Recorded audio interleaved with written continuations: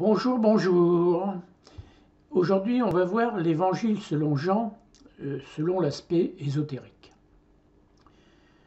Au commencement était la parole, et la parole était avec Dieu, et la parole était Dieu. Que faut-il comprendre avec cette phrase? La manifestation de l'attraction, l'amour omniscient, c'est la vie. La vie avec un V majuscule. La vie est donc l'Esprit sacré omniscient. Sous l'influence du Saint-Esprit, cet amour universel se manifeste et imprègne notre cœur. On l'appelle alors le Saint-Esprit. De même que Dieu a créé l'homme à son image, de même le corps humain est semblable à cet univers.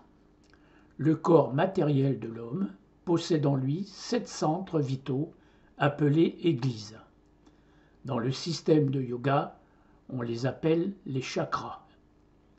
Donc ces 7 centres vitaux des 7 églises correspondent aux 7 chakras principaux. La Bible est décrite comme autant d'églises et leurs lumières, telles des étoiles, sont perçues comme autant d'anges. L'homme qui croit en l'existence de cette vraie lumière construit son corps lumineux, que nous appelons aussi le corps de l'âme, et est absorbé dans le courant sacré de ce son, se trouve baptisé.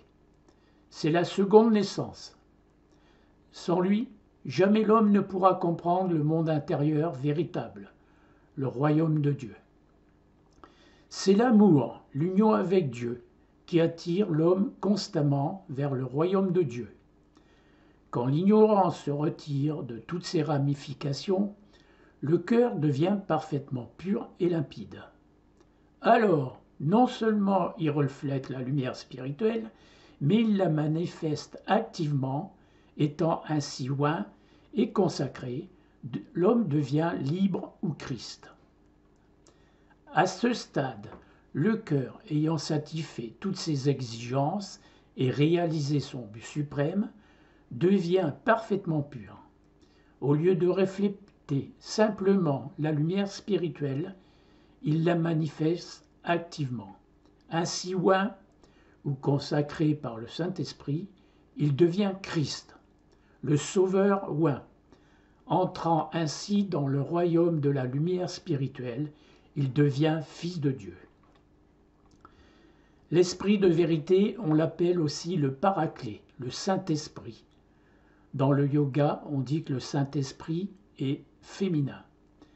Nous avons la promesse que cet Esprit Saint nous enseignera tout.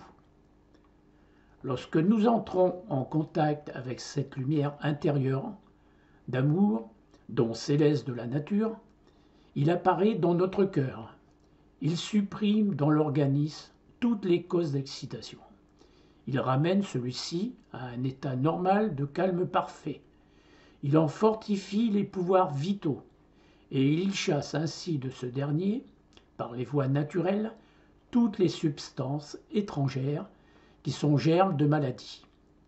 Cultiver cet amour, don céleste, est donc la principale condition pour atteindre le salut sacré.